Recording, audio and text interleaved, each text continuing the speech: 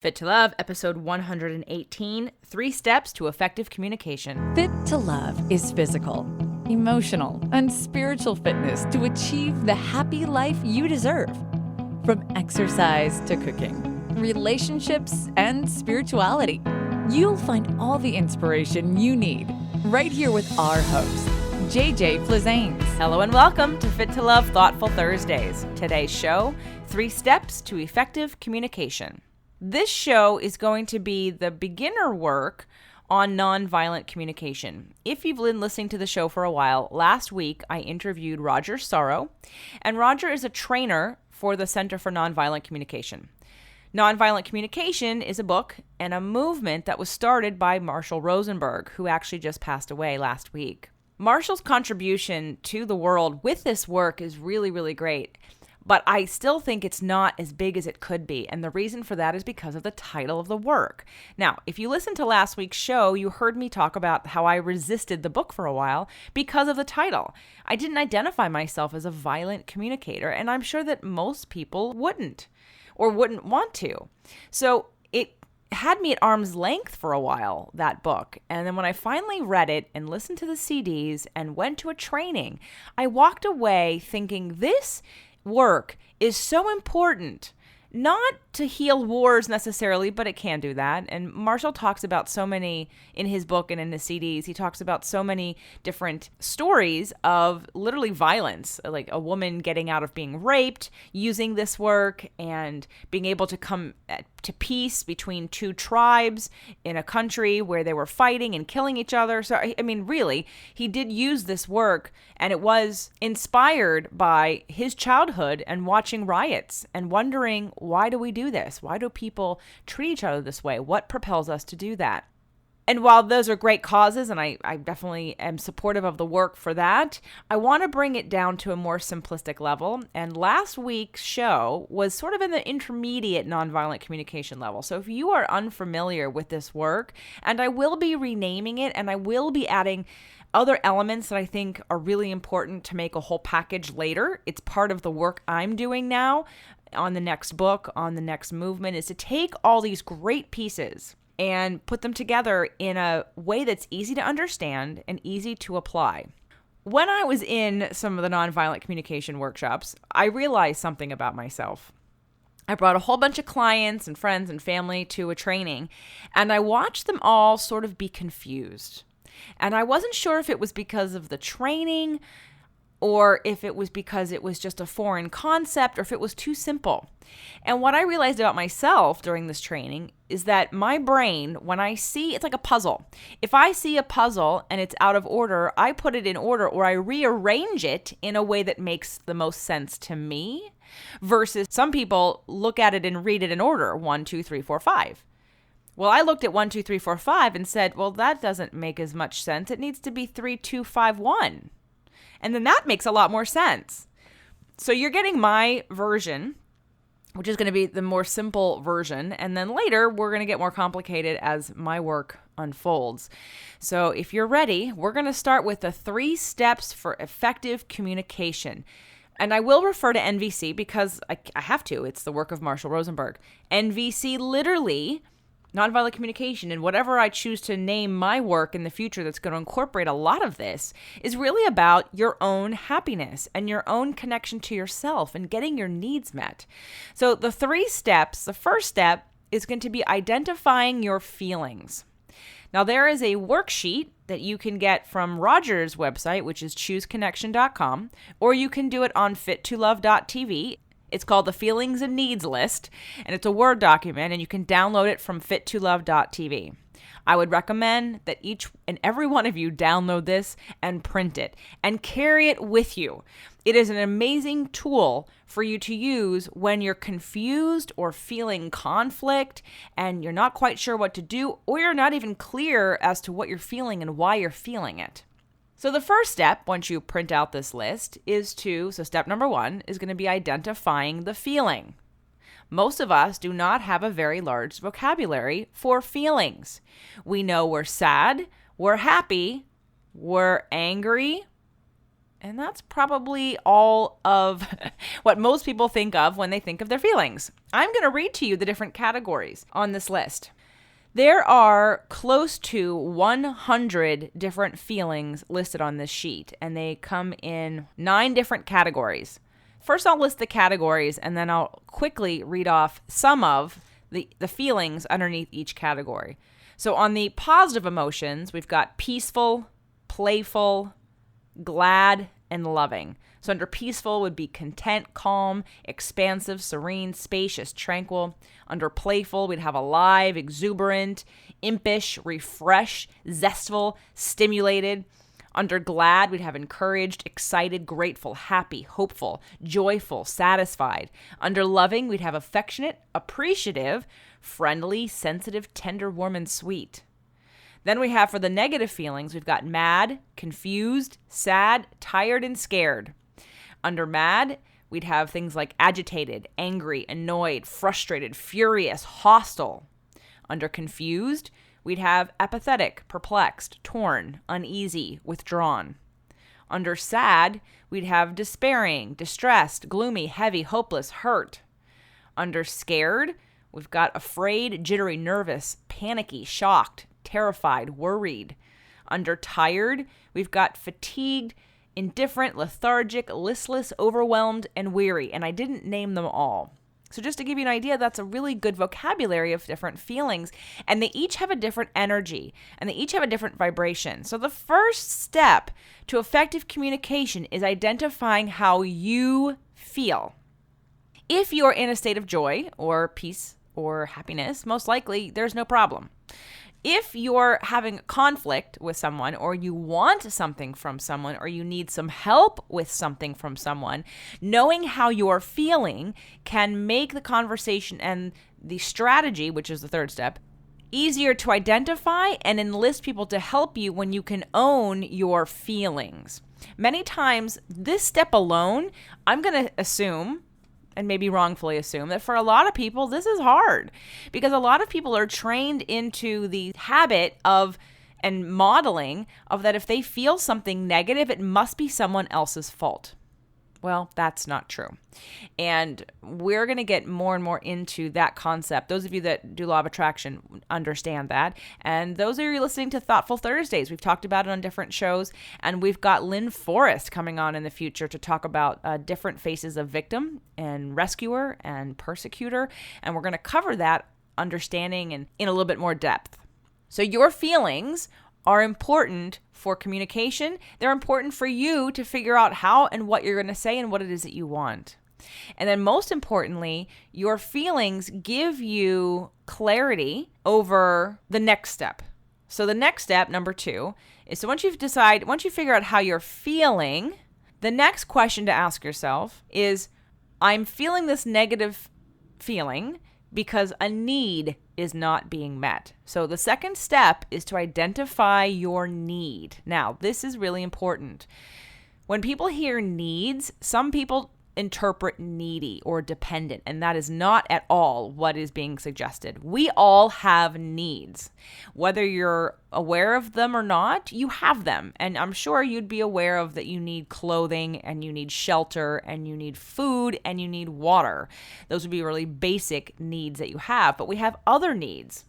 So the needs are listed under 7 different categories, and there's a total of about 70 to 80 different needs.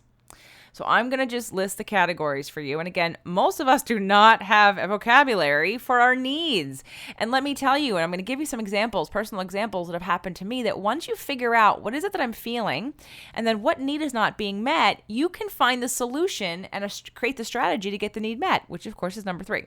So needs, these are the categories: meaning, autonomy, authenticity, connection, physical, community, play, and peace. Now let me go back and say under meaning, we've got things like beauty, awareness, acknowledgement, growth, inspiration, learning, purpose. For autonomy, we've got choice, freedom, independence, space. Under authenticity, we have creativity, integrity, self-expression, transparency, trust.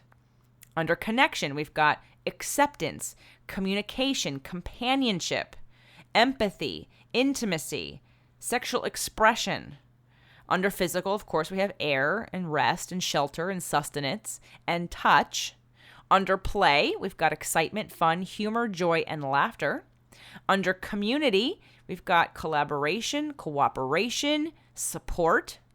And under peace, we've got ease, flow, harmony, spaciousness, spiritual connection, and transformation. And again, I did not list all of them. So this document, in and of itself, the feelings and needs list, is enough to really get clear and have clarity, because a lot of times people are frustrated and they don't know why they're frustrated. And so the first thing is a knee-jerk reaction to turn around and blame the person closest to them that looks like the obvious choice of an action that's happened that they think, quote unquote, caused their feeling. So anytime something happens, you have a choice of being the victim to it, or realizing that you are interpreting a situation, and multiple different interpretations are going to produce different feelings. So not everyone is going to see the same situation in the same way and feel the same way about it. And too often, if something happens and someone, let's say, gets angry or they feel offended, and I've heard things like, this is a very victim statement. How could they do that to me? If you're someone who has said that often, this is a victim identifier. How could they do this to me? Using nonviolent communication, you could identify both what your feelings and needs are and what the other person's feelings and needs were, to show you that probably most likely it had nothing to do with you. And that's the power of this work, is being able to apply it to yourself first. So that way, when you do communicate with someone, first, it empowers you to be in touch with your feelings, and it empowers you to understand where it's coming from and what need is not being met. Because once you understand what need is not being met, then you can create a strategy to get it met. So I'm going to give you an example. And that's number 3. The third step is creating the strategy. But here's the key about the strategy.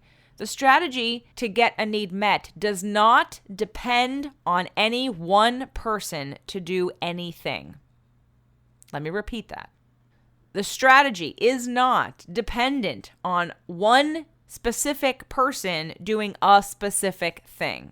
So for instance, you may say, well, I don't feel loved in my relationship, and I need to be touched, and I need my partner to do that for me in order for me to feel loved. So that's a very victim powerless statement to make, and it's not a good position to be in. Now, that is obviously a strategy, is to ask your partner to touch you in order for you to feel and evoke feelings of love and connection. But that demand and that giving away of power, that transfer of all that power to someone else to make you happy or feel connected, is displaced. It isn't true.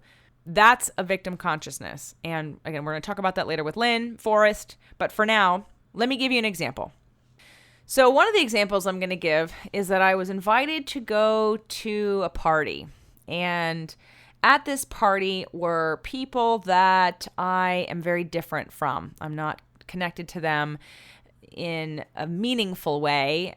I have similar things in common, but I'm not of like mind. I just, on very surface level things, I work for myself, they work for other people. I create things, and they might create things, but it's under the guise of, somebody else's stuff. They love certain activities that I don't. We have different spiritual beliefs. I would consider myself an extrovert, where I'd consider them introverts. And so we have I eat very differently. And so we have this very disconnecting situation. And so needless to say, I have in the past had a lot of stress around the idea of going to this party. And I used nonviolent communication to work that out, because I wanted to be present and I wanted to satisfy this feeling. And so I started by using the sheet, and I thought, what is it that I'm feeling? And the first thoughts that came to mind is I'm feeling anxious. Freedom is really important to me, and so I don't feel free. I feel a lack of freedom. I feel confined. I feel caged. I feel limited. I feel fear that I won't have anything to eat. I feel fear that I'm not going to be able to communicate with anyone, and that no one's going to want to communicate with me. I feel anxious that because I'm not going to be able to communicate with anyone and no one's going to want to communicate with me and I don't know if I can get anything to eat, that I'm going to be able to last the entire time. And also, I didn't get myself there, so I don't have transportation away from there. So again, I'm feeling really, really trapped. And so the Sag part of me is screaming. So that was identifying my feelings. And I'm going to even use this list a little bit more fully. So scared. I was anxious. I was nervous. I was worried.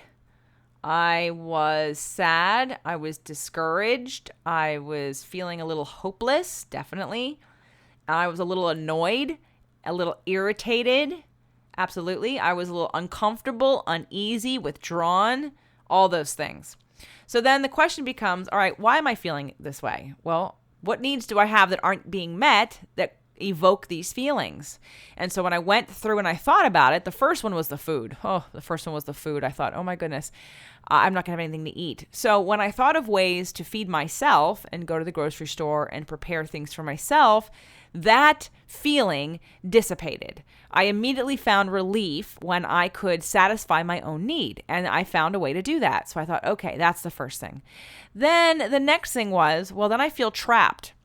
I feel like I can't leave if I want to, and I have nowhere to go. So how do I satisfy that? Well, the strategy was to rent a car and keep the keys and not necessarily bum rides with other people or borrow somebody else's car, but to literally have my own way out. So once I thought of that, and while that was going to cost me a little extra money, it was worth releasing that feeling of being trapped. So once I got the food taken care of, once I got the feeling trapped taken care of, I was feeling a lot better. And then on the third note about feeling lack of connection, I thought, well, I recognize for some people, I'm too intense for you, or I'm intimidating, or I don't know, you don't like me, whatever, that's fine. And I can't control that. And I'm not going to necessarily get connection. I can't force anyone to want to connect with me. So I thought I'll just go inside and I'll practice meditation. I'll practice the power of now. I'll practice being calm and centered, and I'll make this a game. And once I did that, I was fine. So I've told this story several times because it's a really good outline of when you're having that anxiety about something, rather than push against it or ignore it or drink it away or eat it away or smoke it away or whatever, check out, figure out what it is. And then figuring out, because sometimes it's as simple as, for me, getting some food, renting a car, and learning to enjoy the silence or be with my own thoughts. And that's totally fine. I can do that. I don't have to I'm not going to find connection in a place where people don't want to connect with me. I don't have to force anyone to do that. And connection, unfortunately, does require somebody else. So I focused on the connection with myself. And that's the most important part. I'm going to give you one more example, but first, I need to take a break and thank our sponsors. Get the hottest tips and latest trends for your business success with today's Innovative Woman magazine, a free print and online digital magazine. Plus, receive the special bonus video series, Platforms for Profit, the must-have marketing essentials for outrageous success, taught by media and marketing strategist Kathy Alessandra. Who is today's innovative woman? She's a smart and savvy business owner. She is driven and committed to success. She invests in herself and her business on everything from products to grow her knowledge, services to grow her business, and events to learn and connect with potential clients and customers. You can claim your free subscription today and get it mailed to your home or office at today'sinnovativewoman.com. What does your self-care routine have to do with dating and relationships? Everything. How you treat yourself is the blueprint for how you show others how to treat you. I call this your body blueprint. Ready to change your body blueprint and manifest better quality relationships and physical results? During the month of February, I am giving away free copies of the second edition of Fit to Love, How to Get Physically, Emotionally, and Spiritually Fit to Attract the Love of Your Life, when you subscribe to this podcast. Visit fit2love.tv/ebook to download your copy today. That's FIT2LOVE.tv/ebook. Let's transform your body and your relationships. All right, let's review the 3 steps. The first step is to identify your feelings. And most likely there's more than one.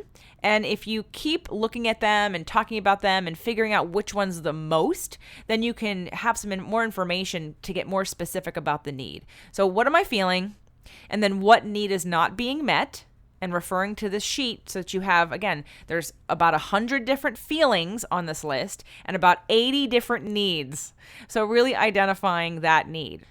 And then the third step is to develop a strategy or strategies, because if it requires someone else or an interaction, then you may need multiple strategies. So developing a strategy to get your needs met, and here's the most important part, that do not require any specific person to do or be different. So feelings, needs, strategy. So here's one more example from my life about how I use nonviolent communication to figure out, because I know it's never really about the other person. I had a bunch of friends who would get together so often and talk about life, talk about business and life and relationships. And I had invited somebody to an event where there was going to be sharing in a more strategic way, sort of like idea sharing and generating. And that person declined. And they declined because they were uncomfortable or didn't think it was a good use of their time. And I was offended by it because to me, I interpreted it as a good opportunity to just work something out loud.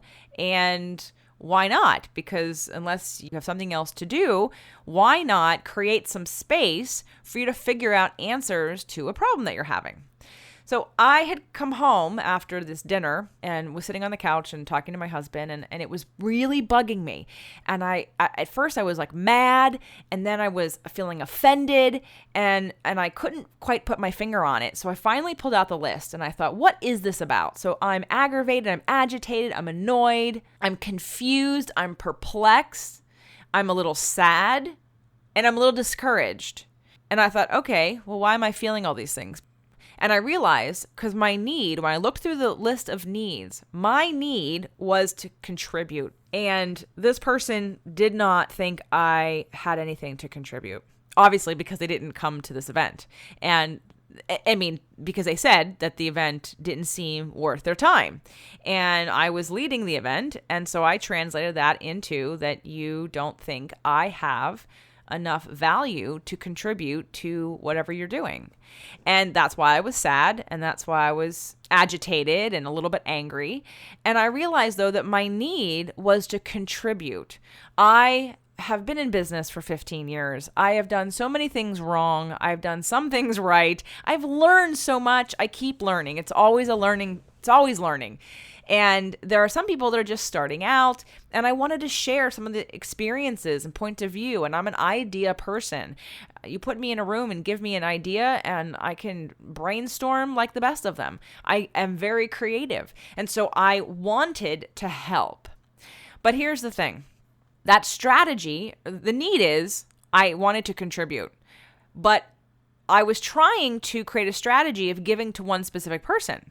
But the reality of it is, that's going to set me up to fail. So if I have a need to contribute, then why not go find somebody else who thinks I have value or wants what I have to offer? So I realized in that moment that I'm going to create a charity. And this was about 6 months ago that this happened, and I had this conversation, and I realized that's what I really want to do. There are people out there, I know who they are, who really want help because otherwise they have to pay for it when it comes to some of this brainstorming. And so I realized I would do a lot of good by setting up a nonprofit organization, charity, in order to help small business owners get started and to not make some of the same mistakes I did and to have a mentor. I've had mentors. I've had great mentors. And while they're all not specifically 100% the person who's walked in the kind of shoes that I'm creating, everyone had value and they've all contributed to my career. And so I wanted to be able to give that back to somebody else. And in fact, that was my agreement with one of my last business partners, was that I promised to pay it forward. So I have a yearning to contribute. And that relationship, that situation shined a light on that. And that was amazing because then I could release them from having to fulfill that need for me. It's not their responsibility to get that need met, and to honor the fact that it's like selling something.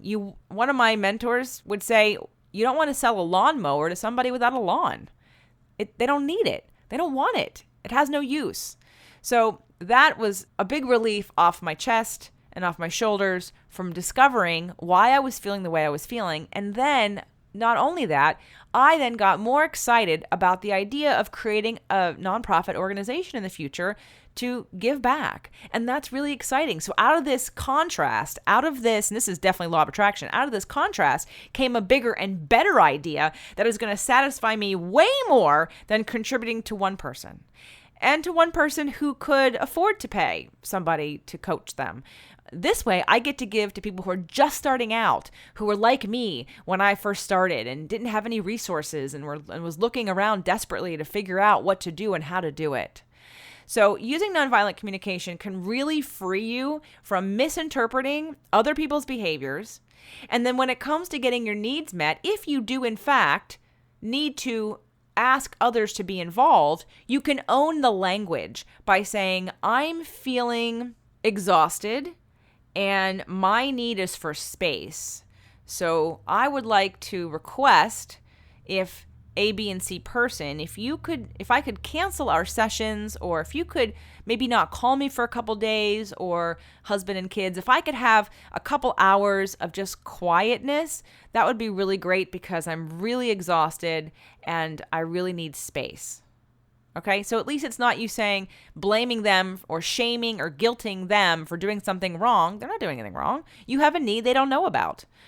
When we understand and own our emotions and then understand and own our needs, then nobody is a victim. And we can stop and not go into shame and blame of other people. I think that's the most detrimental communication that we have, whether a parent is doing it or a friend is doing it or spouses are doing it. When you make others responsible for getting your needs met, you're going to give the power away and you're never going to feel satisfied because they can't read your mind and it's not their responsibility. It's yours. And how much more effective communication would we have, and how more often would we get our needs met if we knew what our needs were? How many people do you know are reacting to everything around them and they're not even sure of what their needs are? I mean, that's most of us. I would say that. I didn't know what my need was in that moment when I was feeling rejected about the person not coming to my event. But once I figured it out, I didn't hold them responsible for that. They have their own thing, and it wasn't personal. Yes, it was personal because it was me, but I didn't have to take it personally. I then get choice. So I'd love to hear your feedback or comments on this. This is the meat and bones to me of the nonviolent communication method and at the very foundation. And for me, it's the foundation of just happiness, of understanding and being conscious and aware of what it is you need and getting it met and being able to identify negative feelings and positive feelings. But obviously, if you're feeling something positive, you probably don't need anything because you're being satisfied. Those needs are being met. It is my belief and experience that if you're feeling a negative emotion, it is because a need is not being met. It's no one else's responsibility to get that need met for you, but it's your responsibility to figure it out, and then you can ask others to help you if need be. So I hope that today was enlightening in some way. I really, really, really hope that you come to the site and download the feelings and needs list. Print several copies, have one on the refrigerator, put one in your purse, put one in the car, have it around so that next time you get upset about something, you can take a look at this list and see how fast you might be able to identify these things so you can solve the negative emotion and then feel empowered to get it met and then have the relief of that whole situation. And at the end of the day, most of the time, that situation is going to get satisfied probably in a bigger and better way than you ever would have been able to figure out if you hadn't done this work. So I hope you enjoyed today's show. Would love to hear from you. Come over to fittolove.tv. Have a fit and fabulous day. Looking for an engaging and inspiring speaker? Does your group need a good jolt of positive thinking? Look no further than JJ Flizanes. Visit her site to check out her most requested topics and video examples. jjflizanes.com. That's jjflizanes.com. The Fit to Love podcast show offers you 6 days a week of helpful content to achieve the happy life you deserve.